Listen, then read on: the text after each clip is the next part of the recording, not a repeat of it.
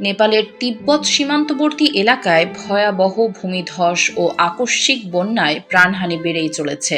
পাহাড় থেকে কাদা, পানি ও ধ্বংসাবশেষের যে প্রবল স্রোত নেমে এসেছে তা এতটাই শক্তিশালী ছিল যে বাস, গাড়ি থেকে শুরু করে কয়েক তলা ভবনও মুহূর্তের মধ্যে তলিয়ে গেছে। এখনো পর্যন্ত অন্তত ১৬২ জনের প্রাণহানির খবর পাওয়া গেছে। রয়টার্সের তথ্য অনুযায়ী প্রায় ১,৫০০ মানুষ নিখোঁজ রয়েছেন, যাদের মধ্যে প্রায় ৮০০ জন বিদেশি। চীনের সীমান্তবর্তী এলাকায় স্থাপিত নিরাপত্তা ক্যামেরার ফুটেজে ভয়াবহতার চিত্র ধরা পড়েছে।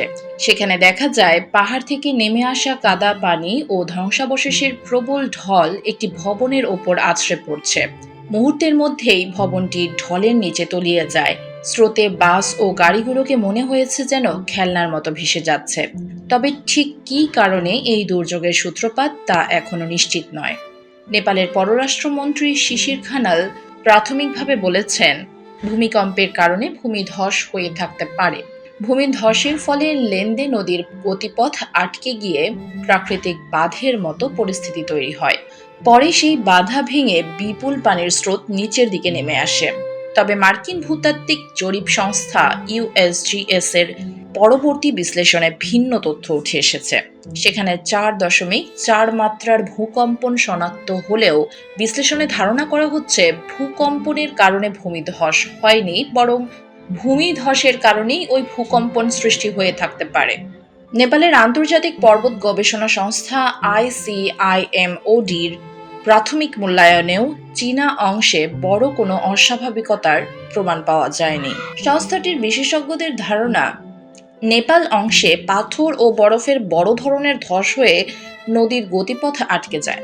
সেখান থেকেই আকস্মিক বন্যার সৃষ্টি হতে পারে। সবচেয়ে উদ্বেগের বিষয়, দুর্যোগের আগে ওই এলাকায় উল্লেখযোগ্য বৃষ্টিপাতও হয়নি। ফলে প্রচলিত বন্যা সতর্কতা ব্যবস্থার মাধ্যমে এমন ঘটনা আগেভাগে শনাক্ত করা প্রায় অসম্ভব হয়ে পড়ে। যুক্তরাষ্ট্রের টেক্সাস বিশ্ববিদ্যালয়ের জলবিজ্ঞানী হাতিম শরীফের মতে, পাহাড় থেকে দ্রুত গতিতে নেমে আসা কাদা পানির এই স্রোত অনেকটা তরল কংক্রিটের মতো। এত দ্রুত এটি এগিয়ে আসে যে দৌড়ে কিংবা গাড়িতে করে পালিয়ে বাঁচার সুযোগ খুবই কম। বিশেষজ্ঞদের পরামর্শ, এমন পরিস্থিতিতে নিচের দিকে না গিয়ে যত দ্রুত সম্ভব উঁচু জায়গায় উঠে যেতে হবে। অন্তত ২০ ফুট বা প্রায় ৬ মিটার উঁচু স্থানে পৌঁছাতে পারলে বেঁচে থাকার সম্ভাবনা বাড়তে পারে। আরও বড় আশঙ্কা তৈরি হয়েছে সামনে। আইসিআইএমওডির বিশেষজ্ঞরা বলেছেন, উজানে এখনও নদীর গতিপথ কোথাও কোথাও আটকে থাকতে পারে। সেই বাধা ভেঙে গেলে আবারও ভয়াবহ ঢল নেমে আসতে পারে। জলবায়ু পরিবর্তনের সঙ্গে এই দুর্যোগের সরাসরি সম্পর্ক আছে কিনা তা এখনই নিশ্চিত করে বলা যাচ্ছে না। তবে হিমালয় অঞ্চলের ভূপ্রকৃতি, বরফ ও হিমবাহের পরিবর্তন এবং আকস্মিক প্রাকৃতিক দুর্যোগের ঝুঁকি সব মিলিয়ে নেপালের পাহাড়ি এলাকায় এমন বিপর্যয়ের আশঙ্কা যে বাড়ছে, সেটি নতুন করে সামনে আনলো এই ভয়াবহ ঘটনা। তামান্না মিষ্টি, দৈনিক স্রোতবার্তা।